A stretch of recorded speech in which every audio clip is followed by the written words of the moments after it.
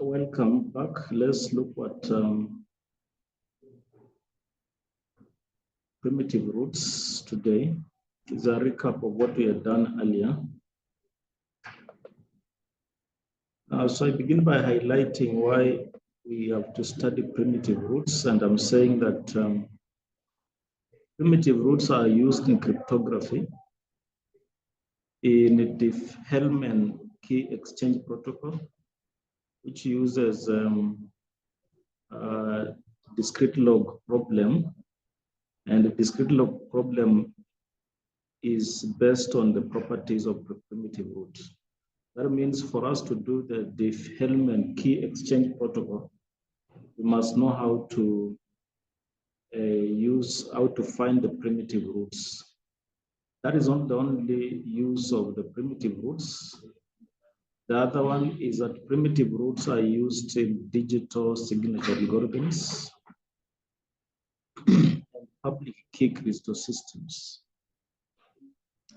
For instance, the primitive roots are used in digital signature algorithms, so DSA, and the El-Gamal encryption technique. This El-Gamal encryption technique, we shall be looking at it next week or maybe after next week.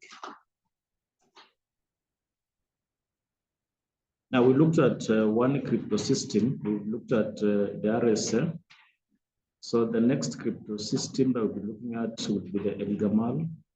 Then after that, we shall look at the elliptic crypto system. There's also that one, the one that we use elliptic curves to encrypt and decrypt communication. So El-Gamal will be our second one. But before we look at El-Gamal, we're supposed to look at the primitive roots, then look at the discrete log problem, which we'll also be doing next week. Then after looking at the discrete log problem, we're supposed to look at Diffie-Hellman key exchange. Now, this is not a crypto system. It's just is used for key exchange, where you the persons who want to communicate, the two persons who want to communicate will exchange keys for encrypting and decrypting. So the Diffie-Hellman is just used for exchanging those keys. Once you exchange the keys, you may go and use them for encrypting and decrypting, and that one will be doing it in the El-Gamal encryption. So El-Gamal encryption, this is a crypto system, just like the RSA. The RSA is a crypto system. So when we talk about crypto system, we mean that this is a protocol that is used for encryption and decryption of communication. That is what I mean by a crypto system. And that is why I'm saying that the Diffie-Hellman is not a crypto system, because it's not used for encrypting and decrypting. It's just used for exchanging keys. Now, so that is the order. That's how we'll be doing it. We look at the primitive roots. Then immediately after that, we look at the discrete log problem. The discrete log problem is very important because that is what is used by the El-Gamal encryption. Just like when we're looking at the RSA, we say that the RSA, the security of the RSA depends on the difficulty of factoring large numbers. That is the security of the RSA. Security of the RSA was dependent on the difficulty of factoring numbers. Is that okay? Now, the security of the El-Gamal will be dependent on the difficulty of solving the discrete log problem. So that difficulty of solving the discrete log problem is what makes it the El-Gamal crypto system very secure. And again, the difficulty of solving the discrete log problem is also used in elliptic curves. And again, it's that which makes the elliptic curves secure. The difficulty of solving that discrete log problem. So you can see the discrete log problem is a very important concept. cause it to be used both in Elgamal and also in the elliptic curves.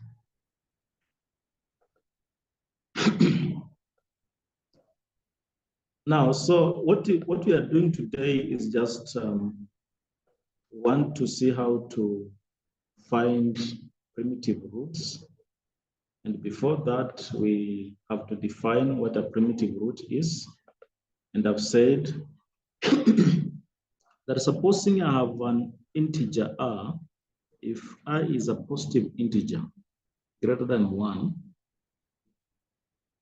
and then supposing that r raised to g, supposing that r raised to g gives us the identity element 1. Suppose that r raised to g gives us the identity element 1, then this g is called the order of r. This g here is the order of r. And we denote the order of r this way by putting r inside this parallel lines. So this means this is a command to get the order of r. Is that okay? Now, so the order of r is g. By definition, the order of r is g if r raised to g gives us 1. Under multiplication, that is the order of r. Under addition, the order of r is g if g multiplied by r gives us the identity element 0. That is under addition. And remember, you're doing this mod something. So you're saying that mod, for example, if it's mod m, you're saying that the order of r mod m shall be g under addition. And what that means, that if I multiply this by this, g by r, and then divide by m, the remainder is 0. Under addition. Under multiplication, what I'm saying is, if I have r raised to g, that result mod m, in other words, divide the result by m, the remainder should be 1. Is that okay? The remainder should be 1. And so if that happens, then we say that this g is the order of r. Now, what about primitive root? Now, supposing that we are doing mod n, supposing you are doing mod n, is that okay? G, r shall be a primitive root mod n. G, this a shall be a primitive root mod n if the order of r, is the same as phi of n. If the order of r is the same as phi of n, then we say that r is a primitive root. That's what I've said here. That's what I've said. I've said the smallest integer g, such that r raised to g is r, is known as the order of r mod n. And I've said that if this order of r is the same as phi of n, you will have phi of n, then r becomes the primitive root of n. Is that okay? Now, so there are two things here. One is the order, and two, the other one is the primitive root.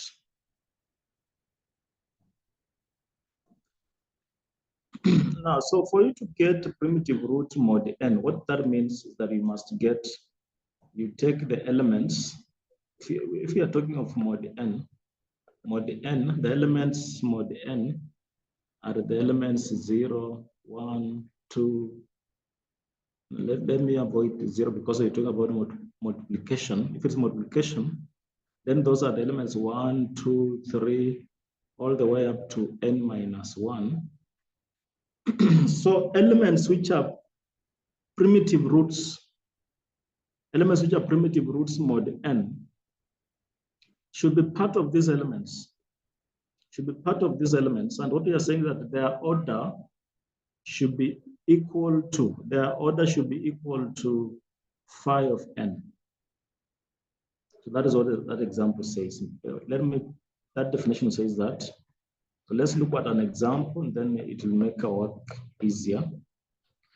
Let's look at if n is 7. If n is 7. So the elements we want to consider are elements 1, 2, 3, all the way to 6. We want to see which of these are primitive roots mod 7. Is that okay? Want to see which of these are primitive roots mod 7. For us to find out which ones are primitive roots mod 7, the first thing we do, we find their orders. Find their orders, and want to see which one has order which is equal to Euler phi of 7. Euler phi of 7 is 6, because 7 is a prime number. Now, so to find the order of an element, we just raising that element to numbers 1 up to 6, because we are doing it mod 7. So, for instance, we raise 1 to 1. So we raise a number to these numbers. We raise a number to these numbers until we find the identity element 1. When we find the identity element 1, we stop. Is that okay? So for instance, the first element, which is 1, raised to 1, gives us 1. So this then means that the order of 1 is 1. Is that okay? Yes, the order of 1 is 1, because the order we said is this power. This power that gives us 1 when it is raised to this number is what we call the order. Let's look at the order of 2. So we raise 2 to 1. This gives us 2. So we continue until we find 1. Is that okay? So 2 raised to 1 is 2. 2 raised to 2 will be 4. And we are doing this mod 7. We are doing this mod 7. Now, 2 raised to 3 is 8. 8 mod 7, that is 1. So that means, therefore, the order of 2 is 3. Is that okay? The order of 2 is 3. We can also see from this that 2 is not a primitive root. Because for it to be a primitive root, its order was supposed to be equal to Euler phi of 7, which is 6. Is that okay? Its order was supposed to be 6 for it to be a primitive root. So it's not a primitive root. Let's look at 3. So we test all the elements mod 7. We test all the elements mod 7 until we find one that is a primitive, one to see which one is a primitive root. Now let's consider 3. 3 raised to 1 is 3. 3 raised to 2 is 9. Mod 7, that is 2. Is that okay? Okay. 3 raised to 3 is what? What is 3 raised to 3? Yes? What is it?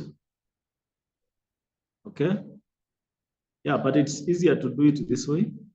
What do I know that is 3 raised to 3 is the same as 3 raised to 2 times 3. Is that okay? But the 3 raised to 2, we have it as what? As 2. Then times 3. This gives what? 6. So 3 raised to 3 is 6. Is that okay? Mod 7. And again, this is not 1. So we do until we get 1. 3 raised to 4 is what? The same as 3 raised to 3 times 3. But 3 raised to 3 is 6.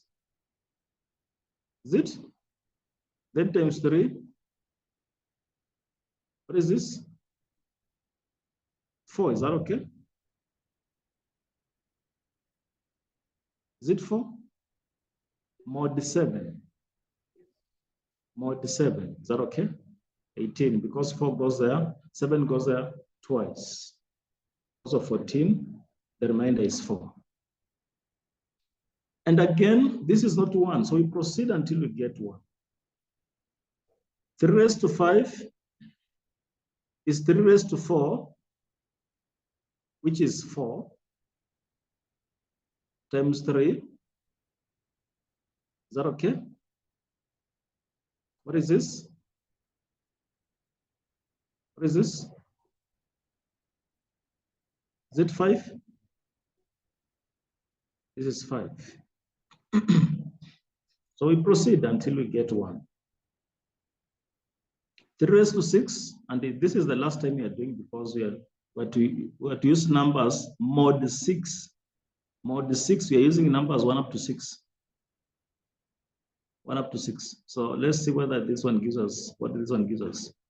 So this would be the same as 3 raised to 5, which is 5 times 3. And what is this?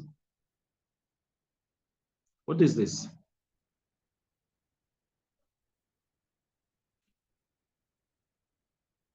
This is 1. Is that okay? So in other words, the order of 3 is what? The order of 3 is 6. So the order of 3 we found, in fact, is the same as Euler 5, 7. Is that okay? In other words, 3 is a primitive root mod 7. 3 is a primitive root mod 7. Is that okay? Good. Another thing you need to see here is that 3 has generated all the elements of mod 7. All the elements mod 7. It has generated all the elements. It has generated, the first time we did it, generated 3, generated 2, generated 6, generated 4, generated 5, then finally 1. So when you look at the elements of mod 7, 3 has generated all of them. So a primitive root generates all the elements. A primitive root generates all the elements of that group. Is that okay? Yes. Now, so we tried 1, discovered 1 was not a primitive root.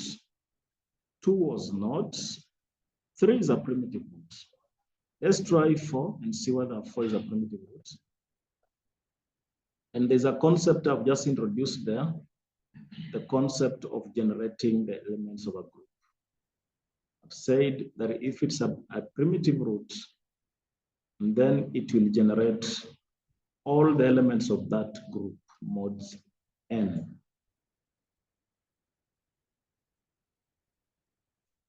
Now, so let's check and see whether 4 is a primitive root or not.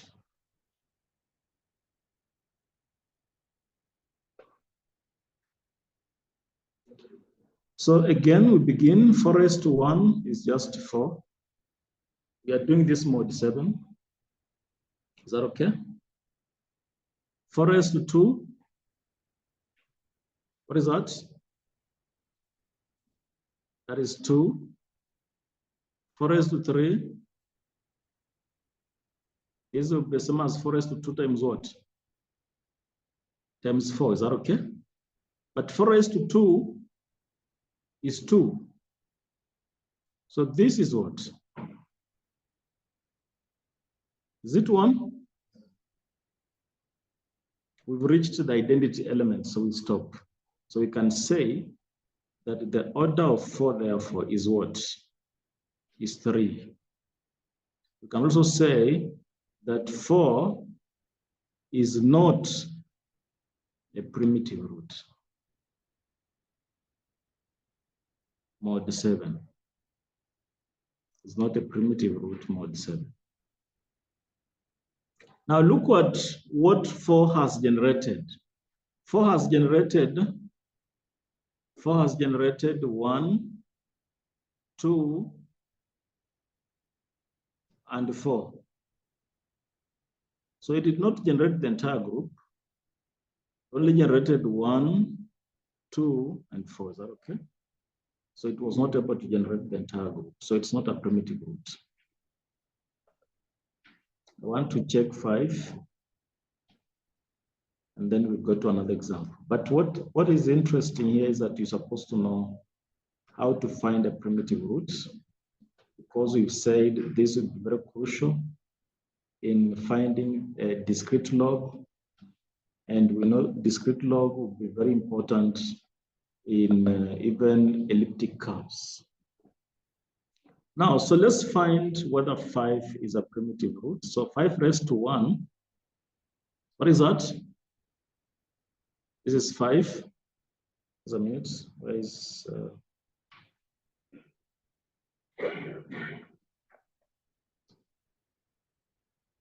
as a minute.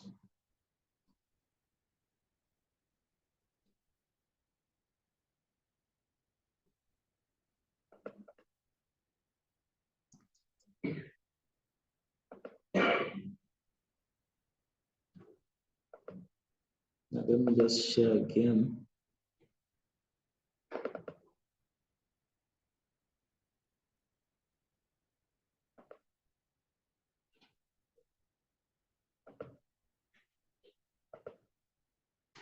What disappeared here? Was it the Zoom or what? Is it my Zoom? Or what?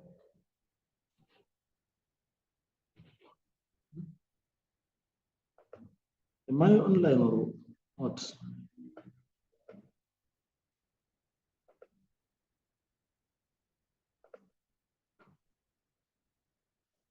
Okay. Good. So let's continue. Now, what to try 5 and see whether 5 is a primitive root. So we began by 5 raised to 1. It told me that the answer is 5. What about 5 raised to 2? Is 4. Is 4. 5 raised to 3. 6. 5 raised to 7. 4. 5 raised to 4. Huh? Because that would be 30, so that would be 2. 5 raised to 5. 3. Then 5 raised to 6. 1. So in other words, you're telling me that the order of 5 is 6. Is that okay? And this is the same as Euler phi of 7. And so you're also telling me that therefore 5 is a primitive root. The primitive root mod 7. 5 is a, and look what it has done. It has generated the entire group. It has generated all the elements of that group. Just as we had said earlier, that a primitive root generates the elements of the entire group.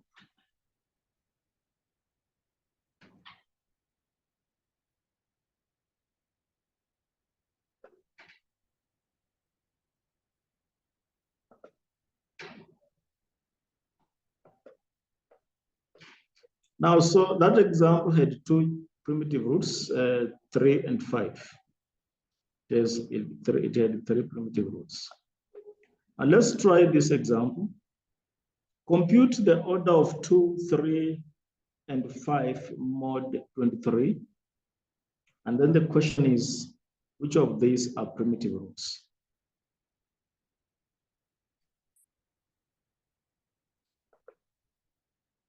And of course, later on, I'll be showing you the easiest way of finding primitive roots if you are given a huge number, so that you're not trying each of the numbers.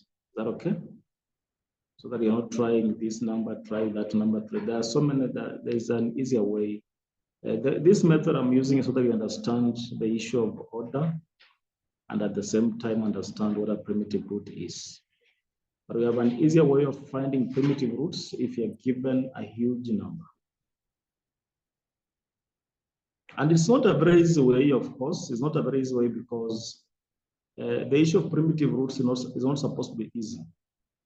It's supposed to be difficult so that you're not able to decrypt information that is done by El-Gamal, because El-Gamal is based on discrete log, and discrete log is based on primitive roots.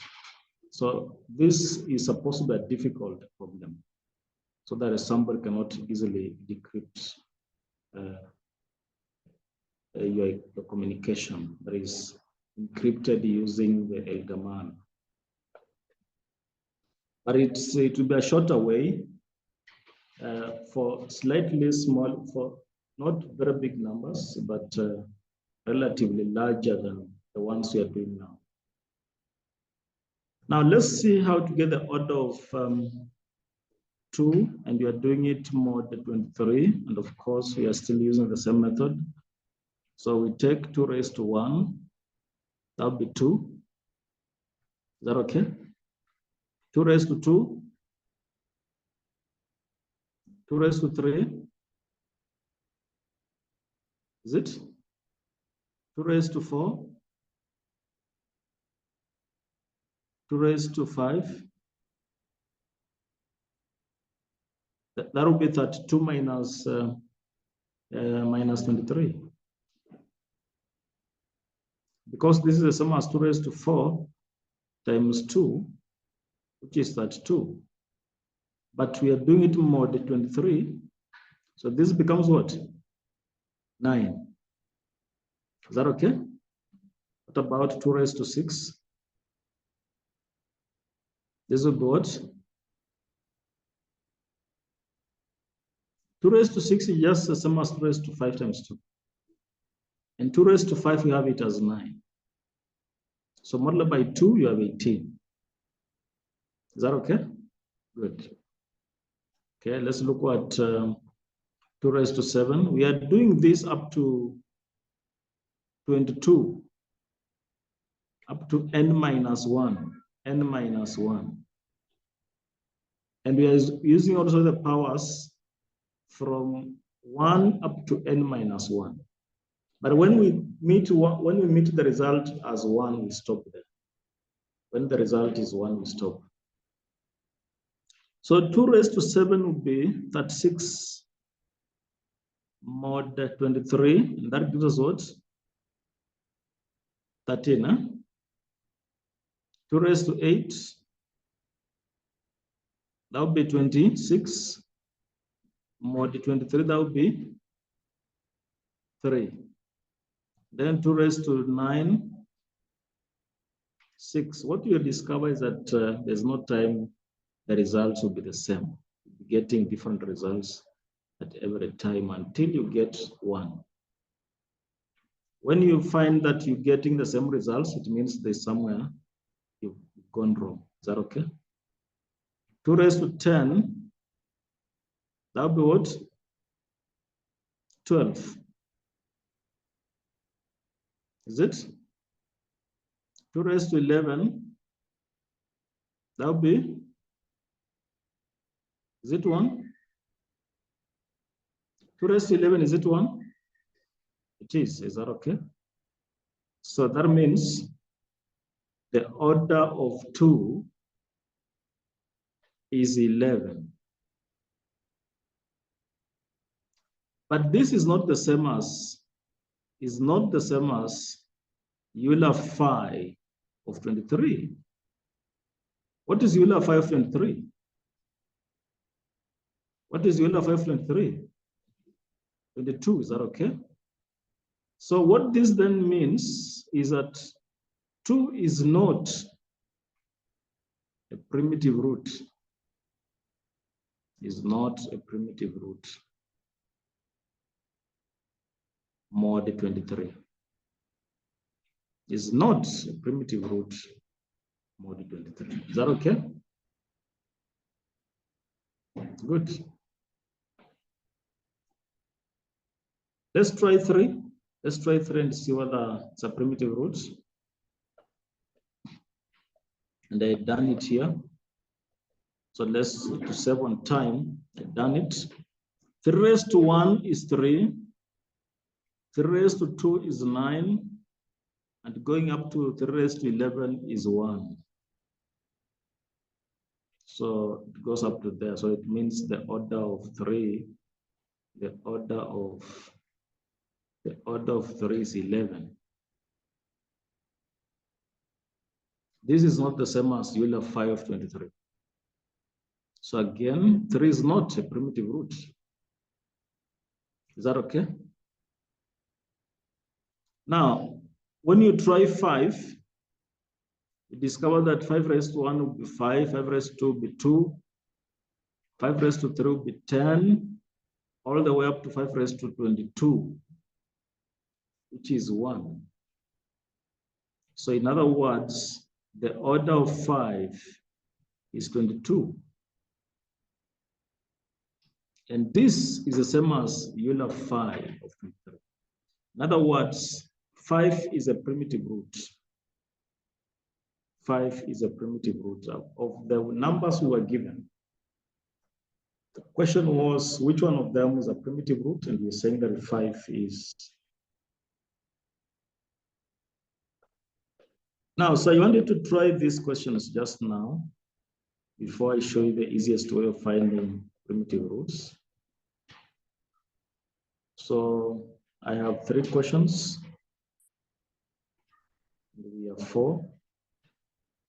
So that means one person will not do this, but we will have another question later.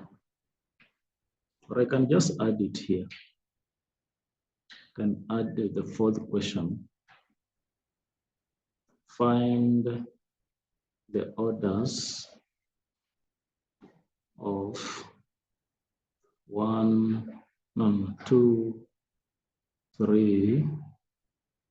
This one looks a bit longer. So I just put there only 2.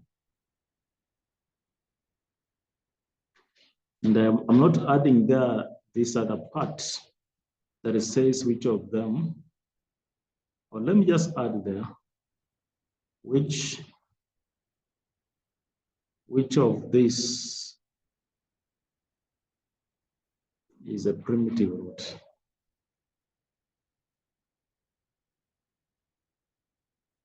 Okay. So the first question, begin from here. Let me go this way.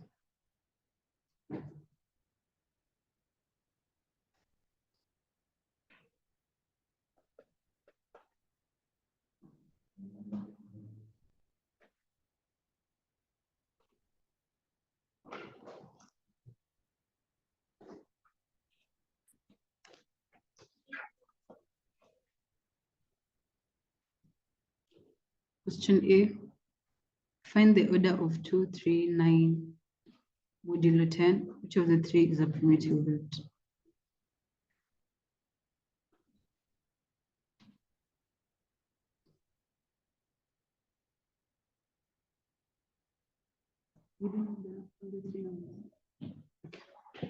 Start with 2.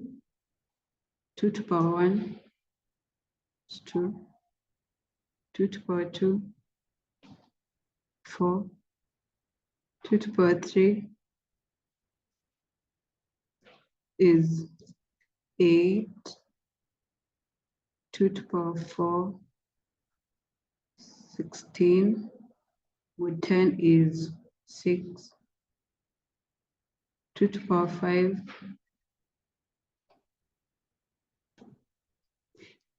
first, we need to find the Euler 5 of 10. Since 10 is not prime number, we find the prime factors that make 10, which is 2 and 5. when we are dealing with a number that is not a prime number, we find the Euler phi by doing 1 minus the first prime number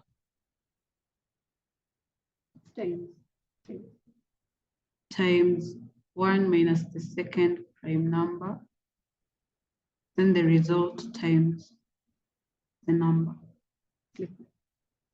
So that is a half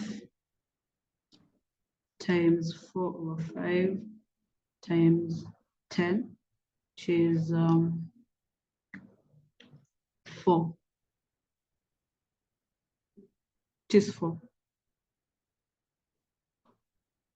So the Euler phi of 10 is 4.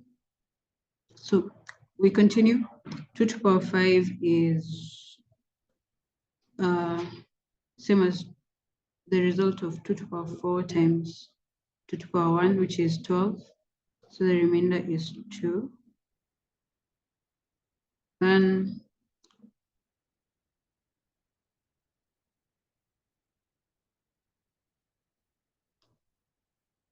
two to the power 6 is the same as 2 to the power 5 times 2 to the power 1, which is 4. 2 to the power 7 is 2 to the power 6 times 2 to the power 1, which is 8. 2 to the power 8 is... So when you look at that, you can see that number 4 has repeated itself. Mhm. And what you discover is that the number I chose was not relatively prime Okay. to n. Is that okay? So 2 is not relatively prime to 10. Mhm. So since it is not relatively prime to 10, it can never be a primitive root. Okay. So numbers that are likely to be primitive roots are numbers which are relatively prime to n. Is that okay? Yeah. Yes. That is why you find that if you take 2, then it will reach a place it will begin repeating itself. If you take 4, 4 again is also relatively prime to 10, again it will repeat itself. At some point, 6 will repeat itself, 8 will repeat itself. And if you choose those which are relatively prime to 10, Mhm. there will be no repetition. So 2 can never be a primitive root. Okay. Because it's not relatively prime to 10. Mm. Yes. So even if you continue, you will never find out, it will not give you 1. It will not give you 1 because it has begun repeating itself. Let's just continue and see. It will not give you 1. 2 to the power 8 is 6. 2 to the power 9 is this is 12 to yeah. So Yes, that's the end. So um, it can never give you 1. It's not relatively prime to 10. okay. Is that okay? Yeah. Yes. So we try 3. The other one is 3. Yeah. So you can see 3 is relatively prime to 10. 10. We expect a 1, but we don't know whether it will be after we don't know whether it will be of order 4 or before order 4. Let's just try and see. 3 to the power 1 is 3. 3 to the power 2 is 9. 3 to the power 3 is 27 mod 10 is 7. 3 to the power 4 is 21 mod. This is 21 mod 10, that is 11. 3 to what is 10? Oh yeah. So it gives you 1.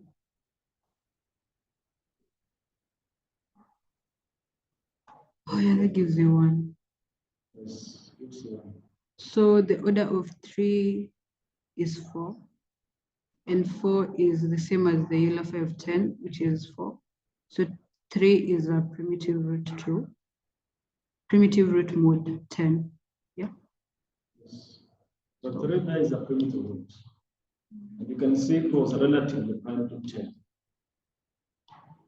And we also said that all numbers which are relative to 10 or to m will be primitive roots, but some of them will be. Is that okay?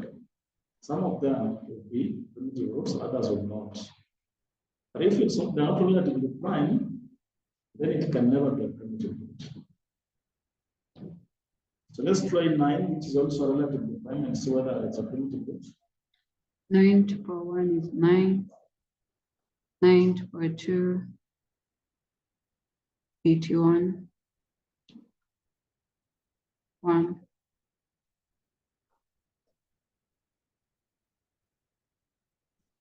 So the order of 9 with 10 is 2, but 2 is not a primitive root since, 9 is not a primitive root since 2 is not equal to the Euler phi of 10. Yes, so 9 is not. Yeah. That's why I say that if it's relatively prime, then it's likely some of them will be primitive roots, but others will not be. So you can see 9 has not been 3 roots. Okay, that's the next question. Next person.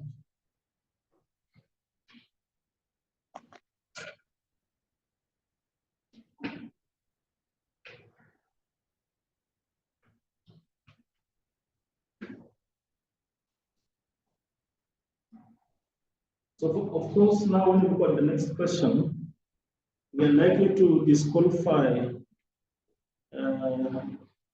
some numbers there that they cannot be primitive roots. Okay. In fact, they cannot find their orders. It's not easy to find their orders because they don't give us one. Which number are we disqualifying? 8. 8. Yeah. Yes. We'll try and see what it gives us. So 5, 7, and 8. Odd 18. So first we find the factors of 18, which are 3 and 2. So 1 minus a half times 1 minus a third times 18.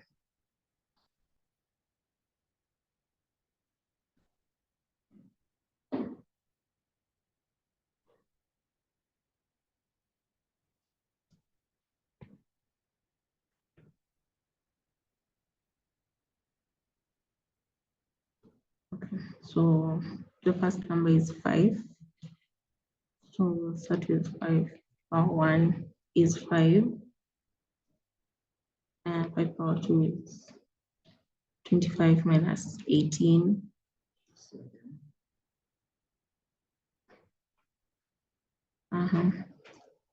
Now this is going to be 35 minus 18. It's 17. That one is 18. What is it? 17? 17. That is 70. 85. Yeah? Yeah. 85 divided by 18 was a remainder. 85. 85. Divided by 18 is a remainder.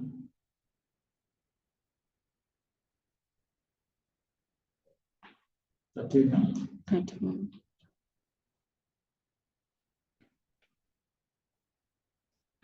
65 divided by 18, remainder.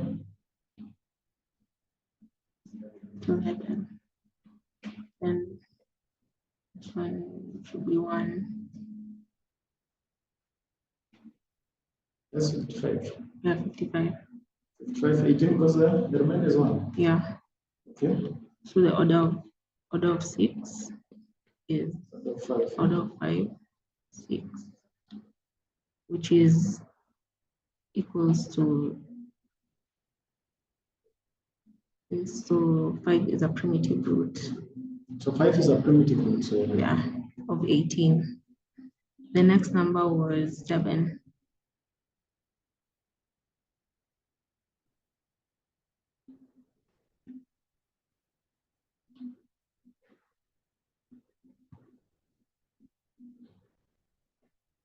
That's 49 mod 18.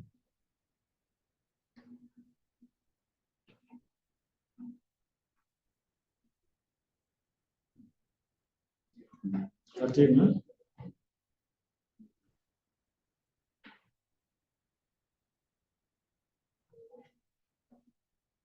And 1 mod 18. 1.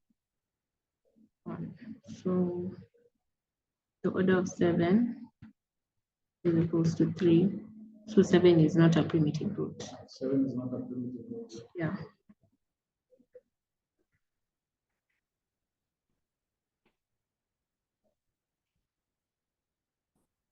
Then we can try for 8.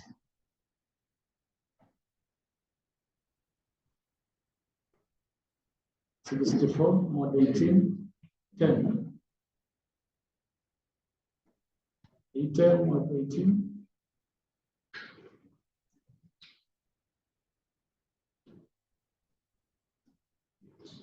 8. So we began repeating ourselves. Yeah. So we cannot, in fact, it will just give us 10 again. Is that okay? Yeah. It can never reach 1. It can never be primitive root. Is that okay? Yeah. So what we emphasize there that a number is likely to be a primitive root if it's relatively prime to n. Is that okay? Yes. If it's not relatively prime, then it can never be primitive root. Next.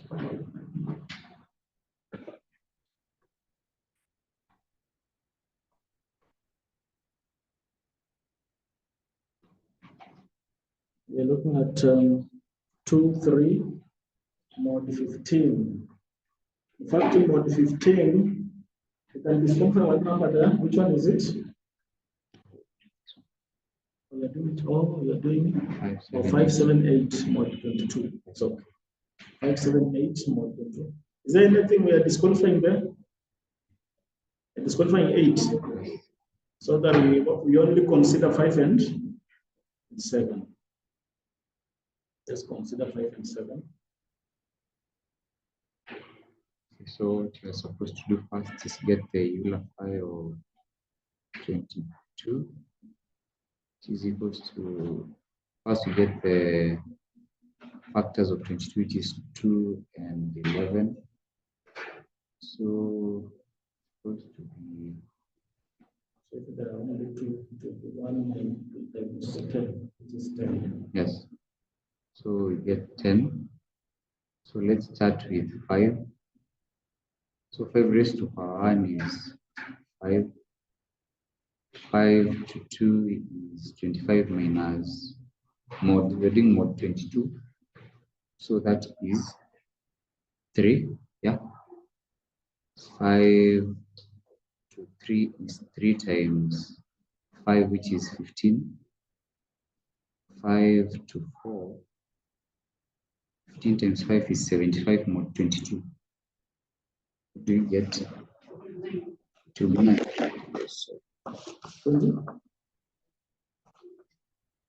Okay, so Say 9. Okay. This will be 9. It will be 15 times 5 mod 22.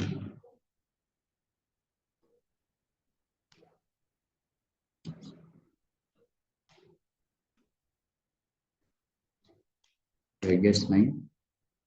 Go to mod, which is 5 raised to 5, which is 9 times 5, 45 mod 22.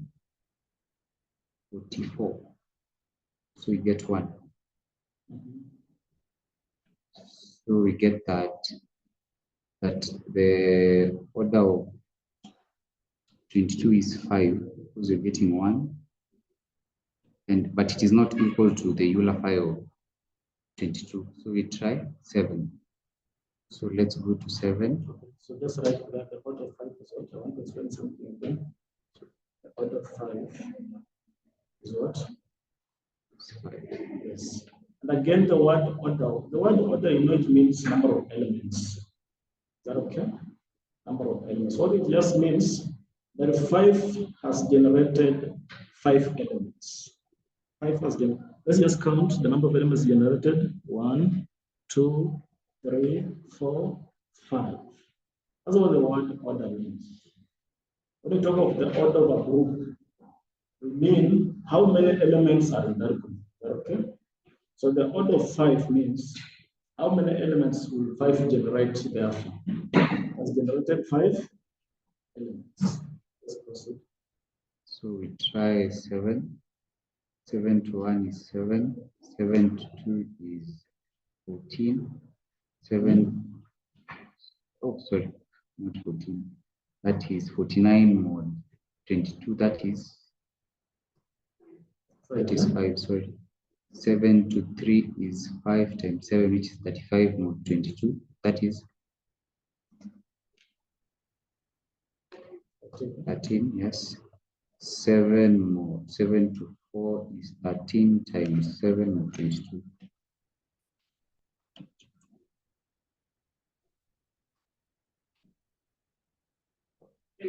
3.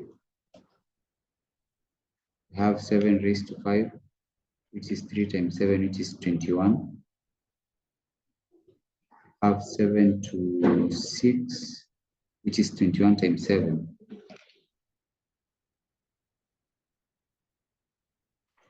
Which is 147.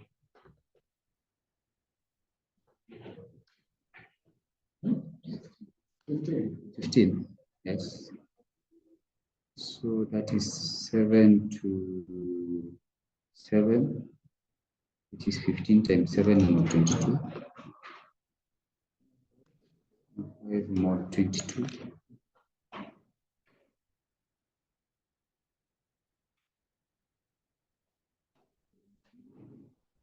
17.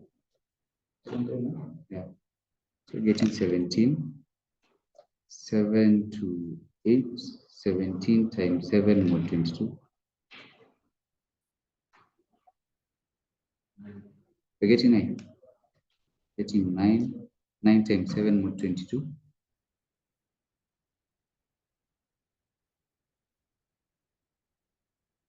9 times 9 times 7. 63. Yeah, more 22. More 22. You're getting 19. 19 times 7 more 22, which will give us to 10.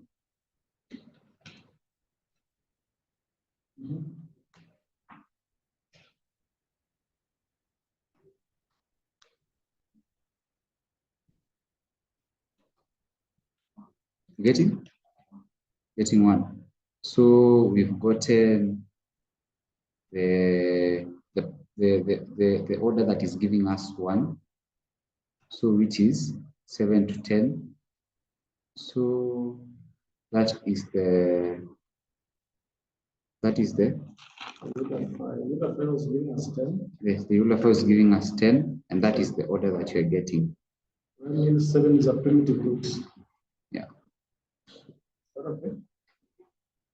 Not 7. This is supposed to be 7. Yes. 7 is 1. So what? 10. Sorry, not 1. 10. 10. Yes. So then 7 becomes primitive root. And again, we just said the order means the number of elements generated. Is that okay? How many are they? Just count how many elements. 1, 2, 3, 4, 5, 6, 7, 8, 9, 10. There are 10 elements which have been generated by that element. So that element becomes a primitive root there. We disqualified 1, is that okay? So let's look at the next example.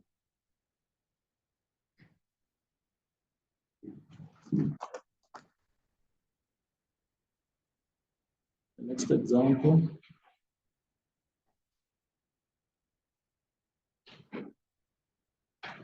We are looking at 2 and 3.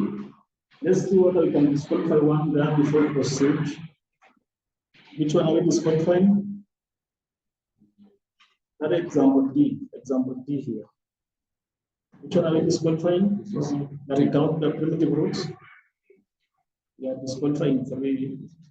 We're saying that 3 cannot be a primitive root more than 15. Is that okay? So then we try 2.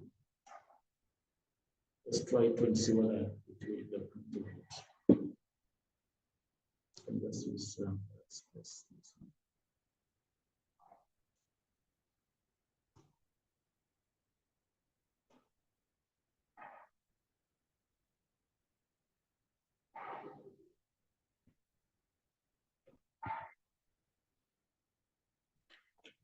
So we can the Euler 5 15. 15 is a co-prime number. The factors is 3 and 5. Which is 2 times 2 times 4, which is 8. 8. It is 8.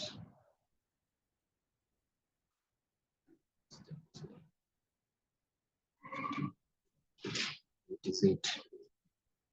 So we start with 2. 2 power 2 is 4. 2 power 3 is 8. 8. And when we stop when we get 1. When we stop when we get, have you gotten 1? It is 0. Gotten 8. 8. Yes. So you proceed. Is this 8? 8, yeah? Yes. So 2 power 4. 16. 8. 16 more than 15 is 1. So the it is 4. So 2 is not a primitive root of So 2 is not a primitive root. 15. So that does not mean also. It's a primitive root. And that's how we do it. So now I want to show you the easier way of solving primitive roots. I think before that we can have a short break, and then we meet again for the easier way of getting primitive roots.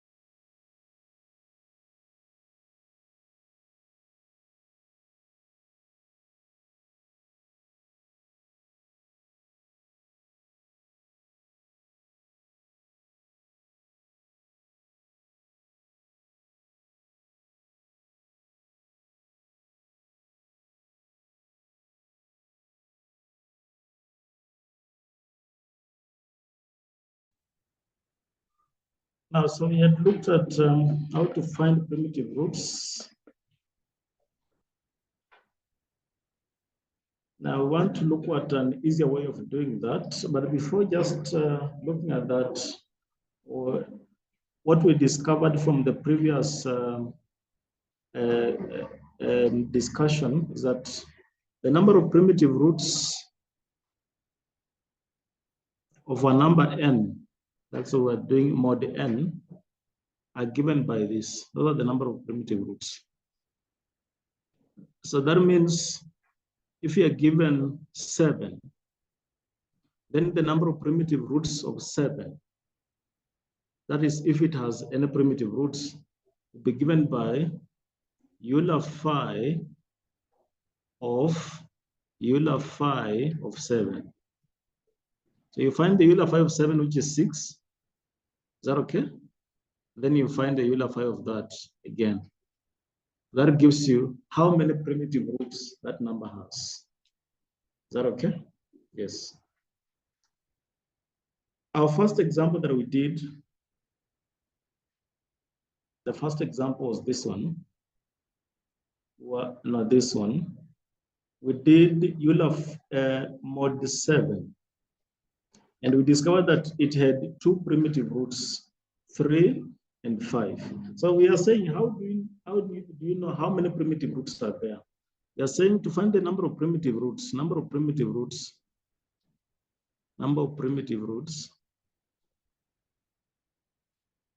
be given by the Euler phi of Euler phi of 7. So the Euler phi of 7 is 6. What about the Euler phi of 6? What about the Euler phi of 6? So Euler phi of 6 is what? 2. So that is why we found that 7 had two primitive roots. Is that okay? Yes, it had two primitive roots. So that is what we can say from what we've just done before we proceed on easier ways of finding primitive roots. That we can know the number of primitive roots of a number by taking the Euler phi of that number.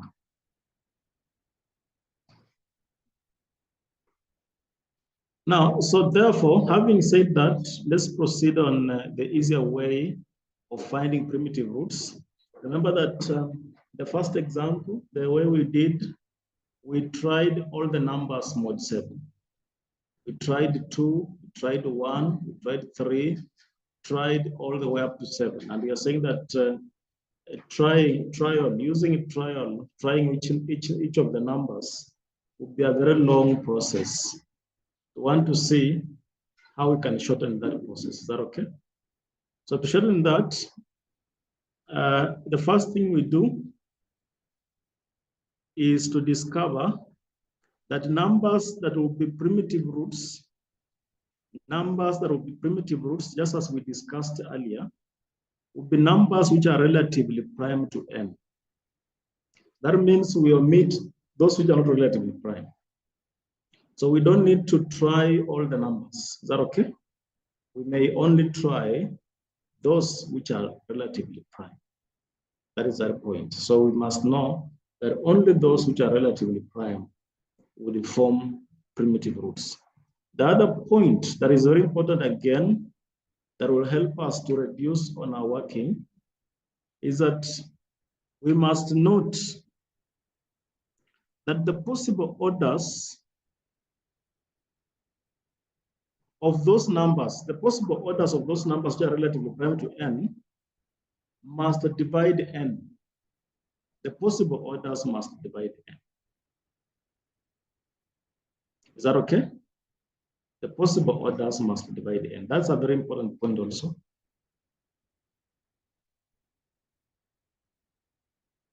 So that means if I was asked to find the primitive roots of a number, I'll consider two issues. One, I'll consider only those numbers which are relatively prime to n. And two, I would not consider all the orders. I'll only go for the orders which can divide n. Is that okay? For instance, if n is 8, the possible orders that those numbers are supposed to have are numbers which can divide 8. And numbers which can divide 8 are 1, 2, 4, and 8 itself. Is that okay? So those are the likely orders of those numbers. So that means if I was to try, I'll not try 1, try 2, try 3, I'll not raise them to all those powers. And I'll not raise them to all those powers. I'll only raise them to powers which can divide n. Is that okay? Yes, because those are the possible orders. I just want to look at this example. Find the primitive roots mod 10. Find the primitive roots mod what? 10. So for me to find the primitive roots mod 10, I'll only consider numbers which are relatively prime to 10. that okay? And these are the numbers which are relatively prime to 10. Is that okay? Those are the numbers I'm going to consider. Now, what is Euler 510? Euler 510 is 4. A half times 4 to 5 times 10. Is that okay? Which is 4.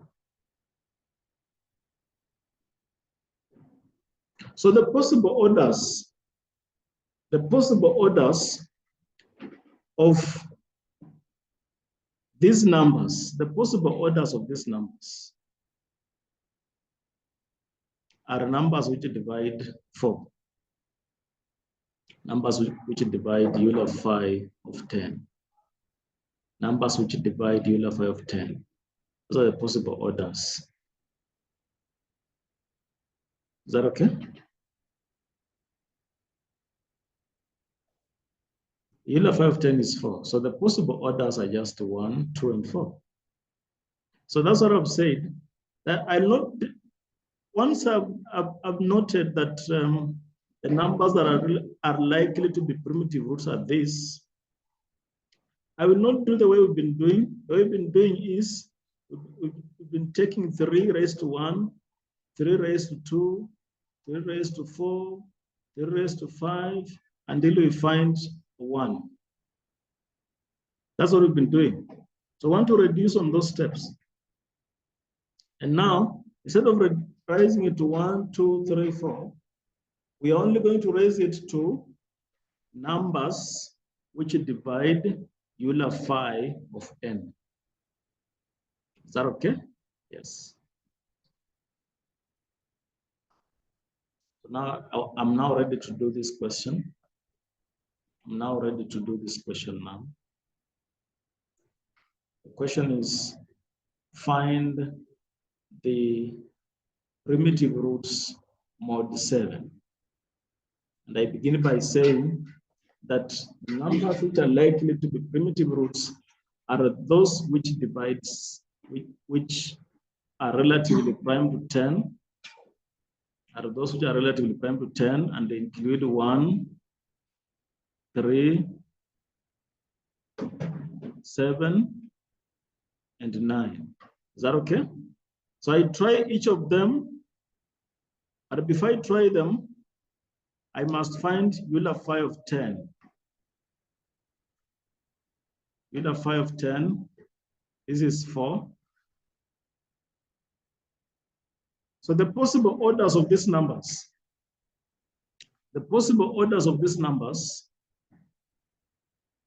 are numbers which divide 4. So the possible orders would be 1, 2, and 4. So I raise each of these powers, and see which one gives me 1 when I raise it to 4. So when I raise it to 4 and then it gives me 1, it means that becomes a primitive root. Is that okay? That becomes a primitive root when I raise it to 4. Because remember that the order must be equal to Euler 5 of 10. Is that okay? Yes, the order must be equal to Euler 5 of 10. So when I raise it to power 4, then it gives me 1. It means that power 4 is the order, and it equals to Euler 5 of 10. So let me just begin. 1 raised to 1. I'm only using these powers. 1 raised to 1 is 1. So the order of 1 is 1, and therefore 1 is not a primitive root. Is that okay? Let me proceed to 3. 3 raised to only this, I'm only using these powers. So 3 raised to 1 is 3.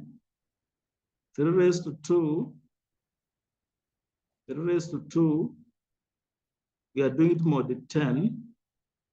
That is 9. Then 3 raised to 4, the raised to 4 would be 81. Is that okay? 81, which is what? 1. So 3 raised to 4 is 1. It means the order of 3 is 4. And 4 equals to Euler phi of 10. In other words, 3 is a primitive root. 3 is a primitive root. So I've tested 1, found that it was not a primitive root. I've tested 3 and found that it's a primitive root. Let me test 7 now. Let me test 7 and see whether it's a primitive root. And you know my powers. My powers are elements which can divide Euler phi of 10. Euler phi of 10 is 4. Elements that can divide Euler phi of 10 are 1, 2, and 4.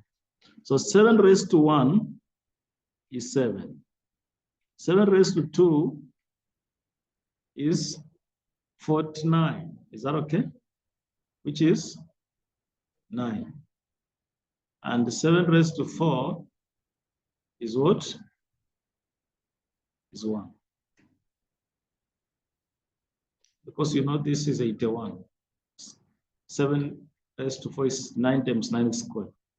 So again, 7 is a primitive root. Is that okay? Because its order equals to Euler phi of 10. Because its order equals to Euler phi of 10, which is of course 4. Which is of course 4. So 7 is a primitive root. I'm left with one number to try, 9.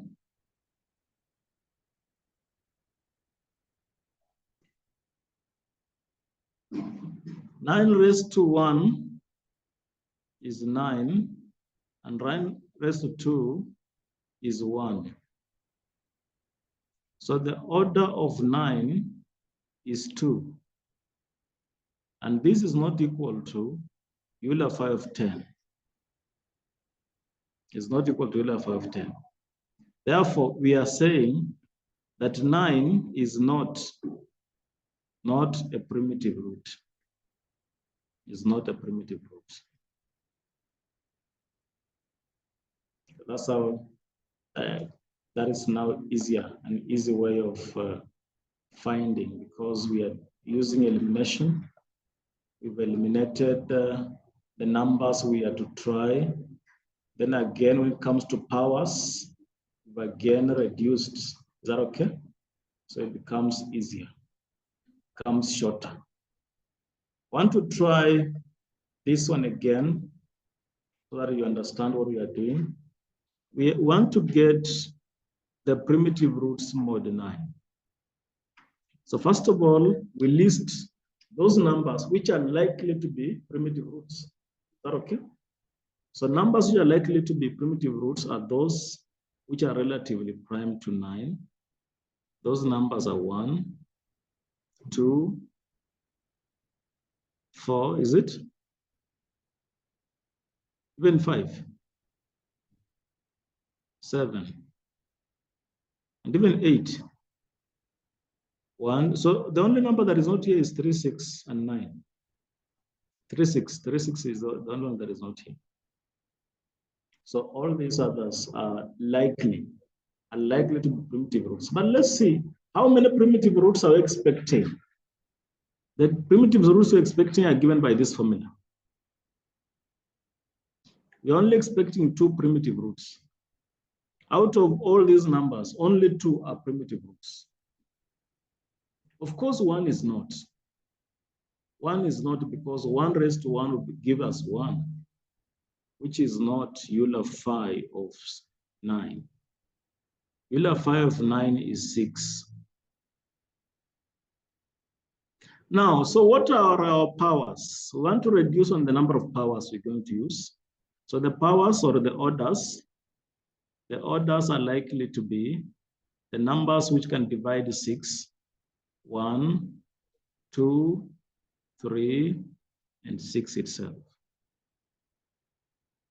Those are the powers we are going to use. So we cannot waste our time raising it to 4. We cannot waste our time raising it to 5. So we'll only raise them to 1, 2, 3, and 6.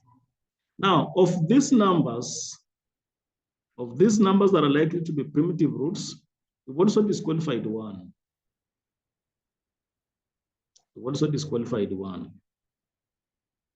Because you cannot raise 1 to 6 to get 1. You'll only raise 1 to 1, and then you get 1. Is that okay? Good. Let's now try 2. Let's now test 2 to see whether it's a primitive root. We are raising it to these powers. 2 raised to 1 is 2. 2 raised to 2 is 4. 2 raised to 3 is 2 times 4. Remember, it's more than 9. This is 8. Then finally, 2 raised to 6. Finally, 2 raised to 6. 2 raised to 6 is the same as 2 cubed raised to 2. Is it? Yes. Same as 2 cubed and then you raise to 2. But we are doing it mod 9. Is that okay? 2 cubed is the same as negative 1. This one. This one is the same as negative. No, 2 raised to 2. 2 cubed. 2 cubed is the same as negative 1. Mod 9. Is it? I'm just doing that to make my work easier. The next step. Because I know that the next step, I'm squaring that. So when I square this, I get 1. Is that okay? Otherwise, if you didn't want to do that, you would have taken 2 cubed, which is 8, raise it to, is it the same as raised to 2? When you raise to 2, what do you get? 64. Yes, 64 divided by 9. The remainder is 1. Is that okay? Good. But now I tried to use the easier way here. The easier way here. Now, what have we just seen here? That the order of 2 is what? Is 6. The order of 2 is 6. That's what we've just seen. That is what we just seen. But 6 is the same as Euler phi of 9. So in other words, 2 is a primitive root. 2 is a primitive root. Is that okay? So we are done with this. Want to try 4? Want to try 4 and see whether 4 will be a primitive root also.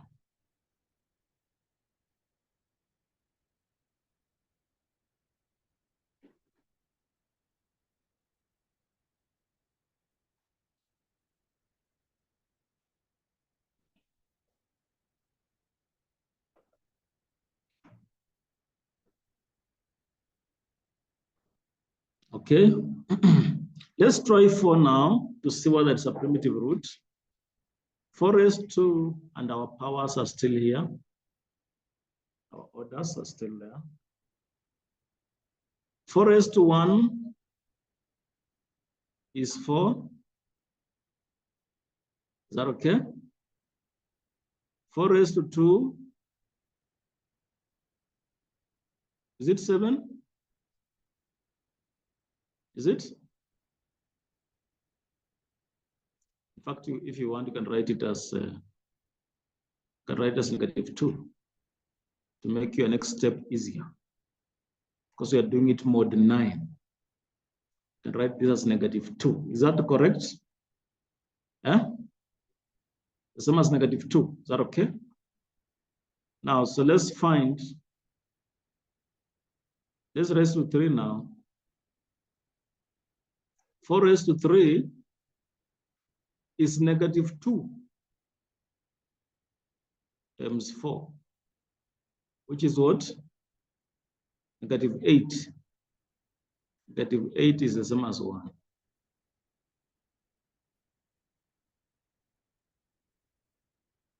Is it? -8 is the same as 1. Is that okay? So what we've just seen is that the order of 4, therefore, is 3. The order of 4, therefore, is 3.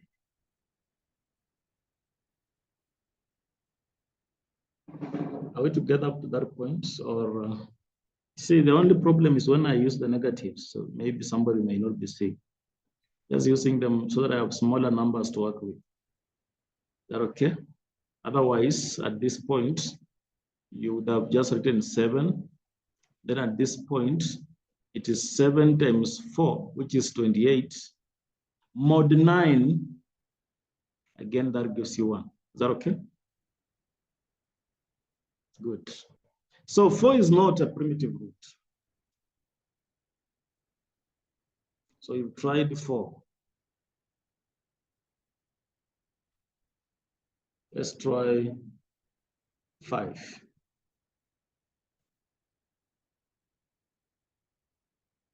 Let's try 5. So have you now realized why the knowledge of primitive roots is not easy? And that is why it's used in discrete log problem. It's not easy because if you are given a very huge number, you can see we are using trial. We try this number, you try this number, you try this number until we find a primitive root. So if you are given a very huge number, it means then you'll take edges trying. Take edges. Even with the fastest computer, you'll take edges trying. Of course, the algorithm will also be doing the same thing. You'll be trying, and you see the computer has to take all that time trying if it was a very huge number. So it becomes a difficult problem,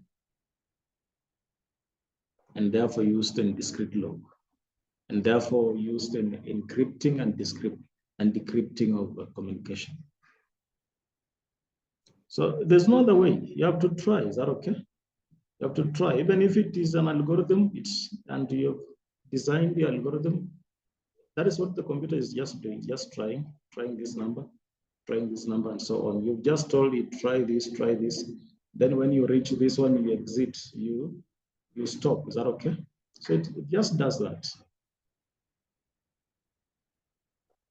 Now, so let's try 5. Want to show that it's a primitive root. 5 raised to 1 would be 5. 5 raised to 2, 25. Mod 9. This is the same as 7, is it? Huh? 5 raised to 3 is 7 times 5, which is 35. Mod 9. In fact, if you want, listen, if you write it like -2, it becomes very easy. If you write it -2, if you write this as -2, it makes your work easier. Because then it's just -2, this -2 times 5, which is negative what? -10. -10 is the same as 8. Mod 7. Is that okay? In fact, this -8 the same as -1. No, this 8 the same as -1.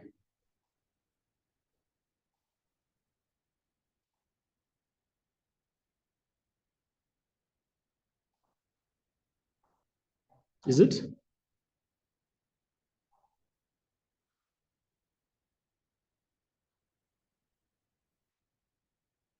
Because you're doing it mod 9. So 8 is the same as -1. Is that okay? Okay, so the other power is supposed to raise it to is 6. 5 raised to 6 is 5 raised to 3 square. But 5 raised to 3 is negative 1, which means this will be 1 when you square negative 1. In other words, the order of 5 is what? 6. That is the same as Euler phi of 9. To mean that 5 is a primitive root. We've already found 2 primitive roots, and when we began, we said that mod 9 has only two primitive roots.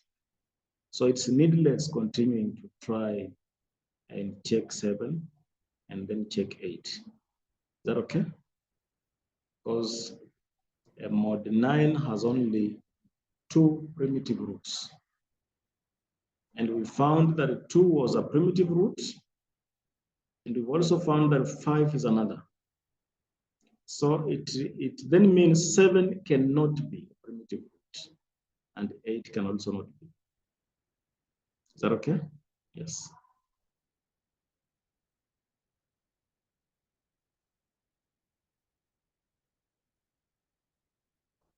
Now, I had given this question earlier, 15, and I had given a few numbers, and we tried and found that those few numbers were not primitive roots. In fact, all of them will not be primitive roots. All of them. So 15 has no primitive roots.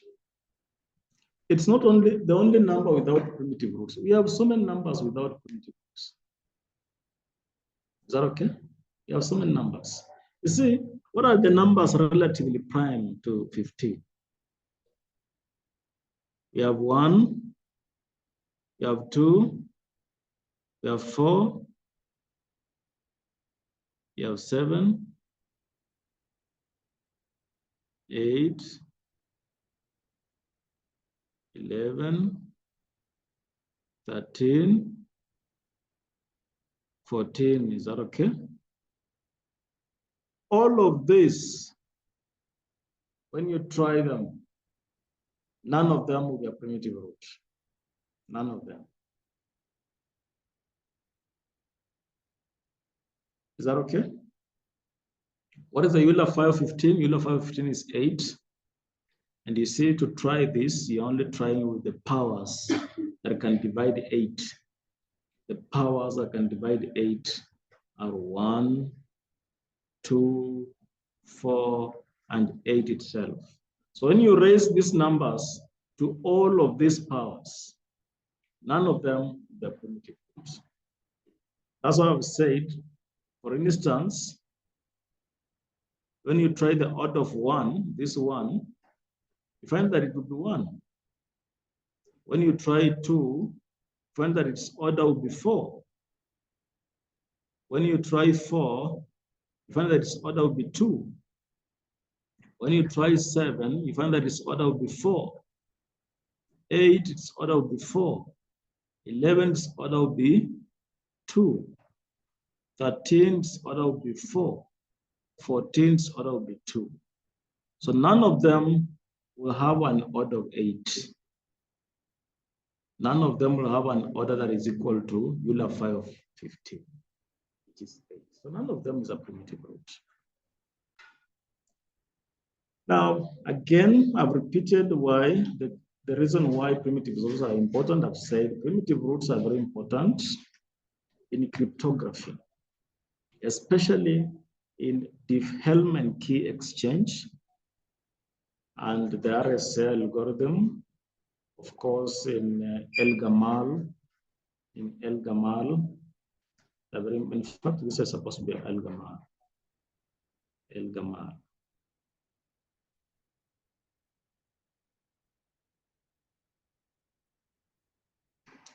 Now, so I've said that to determine a primitive root mode n, we try a is equals to 2, a is equals to 3, etc. until we find a that is of order phi of n. Therefore, it means that finding a primitive root mod n where n is large is a difficult problem. And that is why it's used. So when we'll be looking at discrete logarithm, we'll be seeing that it's not very easy to find it. And we tried it the other time when I was teaching you how to do the proof, that is non-knowledge, the knowledge proof, the zero knowledge proof. When we talked of x squared mod n, and we said that if we have this, it's not easy to get x. It's not easy to get x. Is that okay? Yes. It's not easy to get x. You cannot get the square root. You cannot get the square root. For instance, if somebody gave you this 3 mod 5 and asked you to get the square root, these are very small numbers, but it can take you long to get a number which you can multiply and give you this. See the square root. The square root, that's what the square root means. Is that okay? The square root of a number is that number which, when you multiply it twice, it gives you the square. Is that okay? So it means this is a square. It means this is a square. Now get the square root. It's not easy. It's not easy. And these are very small number. So you can imagine if 5 was a bigger number. If this was a, you see, this is a smaller number, you can use trial. You can use trial and try and see which numbers, when multiplied, gives you 3 mod 5. Is that okay? You can try. You can try 1. You see that 1 times 1 is 2. It's not 3. You can try 2. 2 times 2 is 4. It's not 3. Is that okay? You can try 3. 3 times 3 is what? 9, which is 4. Is that okay? And you can try 4. 4 times 4 is what? Okay, this one has no square root. I should have used. No, what is this? We tried 1. We found that the square is 1. We tried 2. We found that the square was what? 4. Then we tried 3, and we found that the square is what? 4. Then we tried 4, and we found that the square is what? 1. So this one does not have. This one does not have. But supposing we had something like, let me see this. Let me see this. So let's again try. You see, when the smaller numbers, you can try. You can try. Like when you try 1, that will be 1. Try 2. We are doing mod 7. And that gives us what? 4. Is that okay? 3. That gives us what? 2. Huh? Then 4.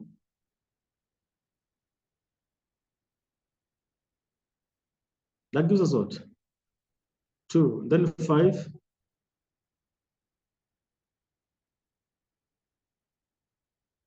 That'll be 1.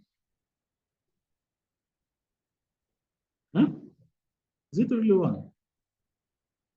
4. Is it? It's 4. What about 6? And this one again does not have. So I think I should have talked of 2.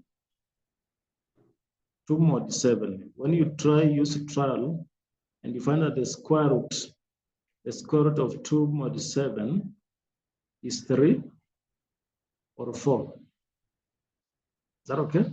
Yes, 3 or 4. The square root of 2 is 3 or 4 mod 7. So you can, what I mean is, if you have smaller numbers, you can use trial. But if it's a bigger number, supposing you're talking about a number of 20 digits, you cannot use trial. It becomes a very difficult problem. Is that okay? And when you increase those numbers, it becomes even difficult for a computer to do, because it will take ages to do that.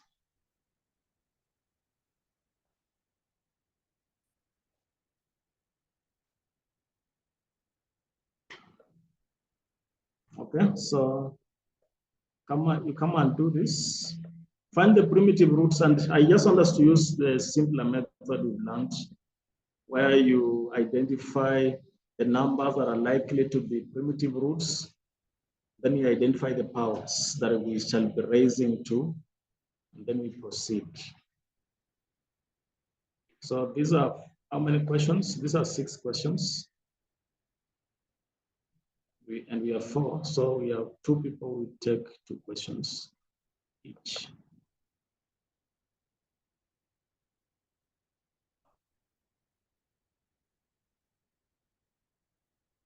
We had done most of this,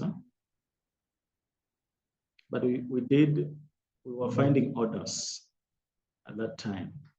So this time I want us to find primitive roots, whether they are related. But what I want specifically is that method of making it easier.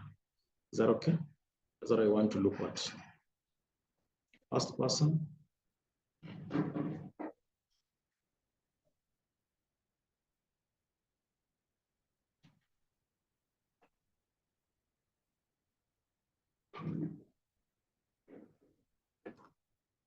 Of primitive root modulo 10.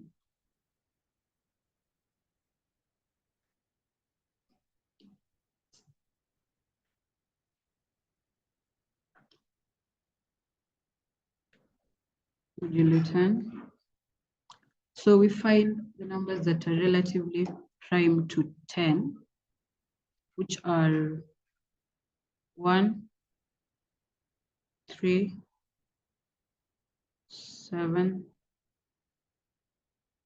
9.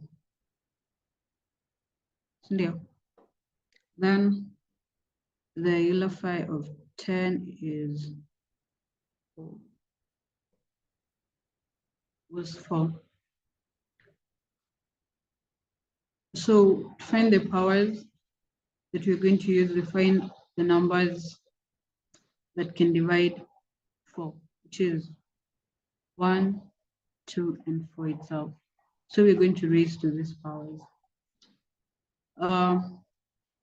In this case, we can just eliminate 1, because 1 raised to 1 is 1. So we can start at 3. So 3 raised to 1 is 3. 3 raised to 2 is 9. 3 raised to 4 is 81 mod 10, which is 1. So one of the primitive roots is 3, since the order of 3 is 4. And 4 is the same as the Euler phi of 10. So one of the primitive roots is 3.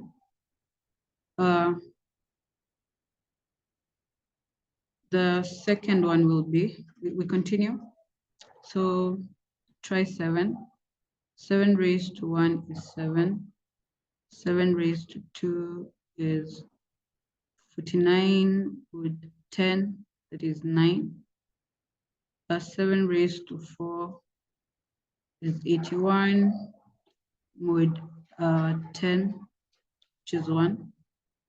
So the order of 7 is 4, and 4 is Euler phi of 10. So first primitive root was 3, and then the second primitive root is 7. For this solution, we're expecting 2 answers, since the Euler phi of 4, which gives us the number of solutions, supposed to be 2. Yes, 2 solutions. Yeah. That means the rest will not be primitive roots. Yes. So the next part to be.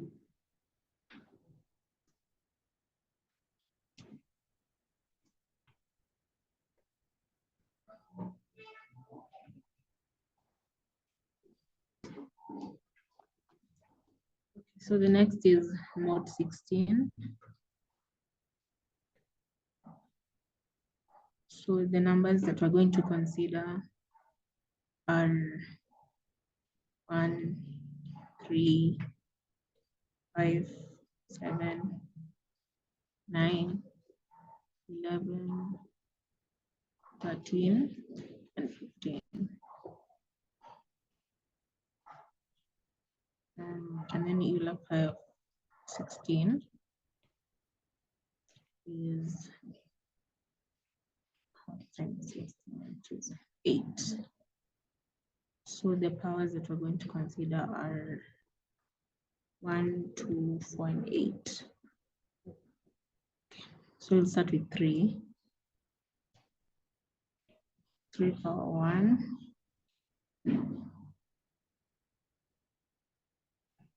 Is 3. 3 power 2 is 9. 3 power 4. 81 minus We're doing mod 16. mod 16. Yeah.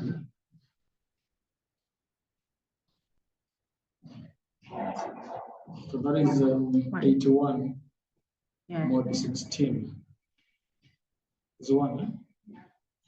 So the order of 3 is 4. Then we can do 5. So is it a primitive root? No, It was supposed to be what? 8. 8. Yeah. Okay. 5 power 2. 25 mod 16, that is 7. Eh? Yeah. Is it 7 or 9? 9.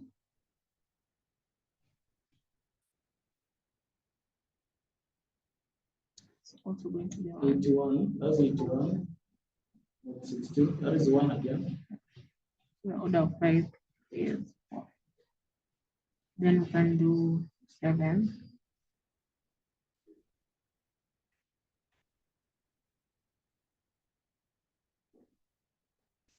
49.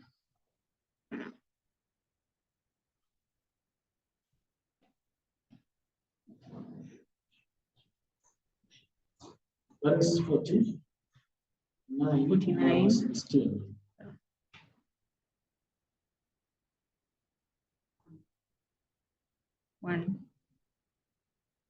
One. So the order of 7 is 2. Then next is 9, 11.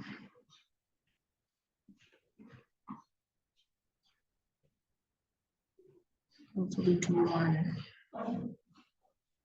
Order of 9, 2. And we can do 11.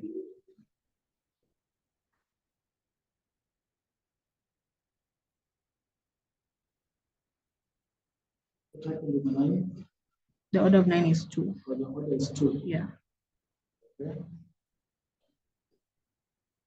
11 times 7 is 121. Yeah. Mod 16. 9. 11. Then 81. 1. Yeah? 1. 1. So the order of 11 is 4. It's, Yeah. so it's not a primitive root. Huh? Yeah. Next is 13, then 15.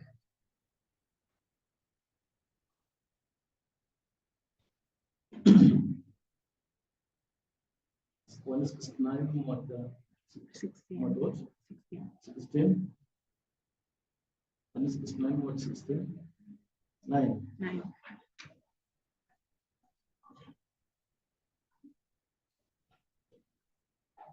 And that is 1. 1.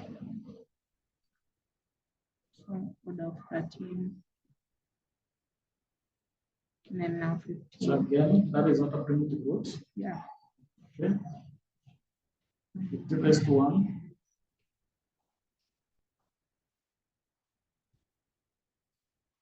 Raised to 2 is to 25.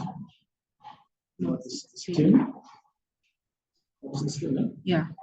Mhm. Huh? 1.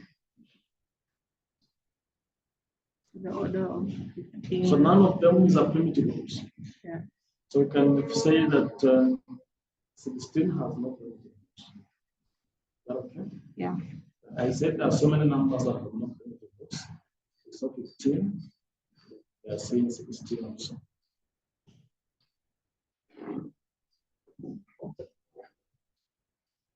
Okay. I think we can leave the examples at that. And then we use this time now to come up with a program that can give us primitive roots. So you can with your computers, are okay? Now let's try and see whether we can come up with a program that can give us primitive roots.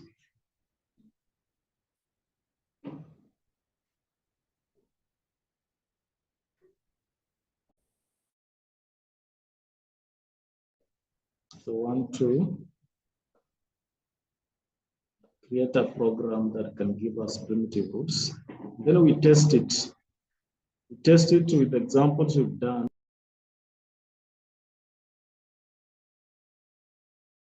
So we try that, we come up with that program, then test that program. I think coming up with a program is not very hard. Is that okay? It's like 5 minutes. 5 minutes, I think we should be done. Is that okay?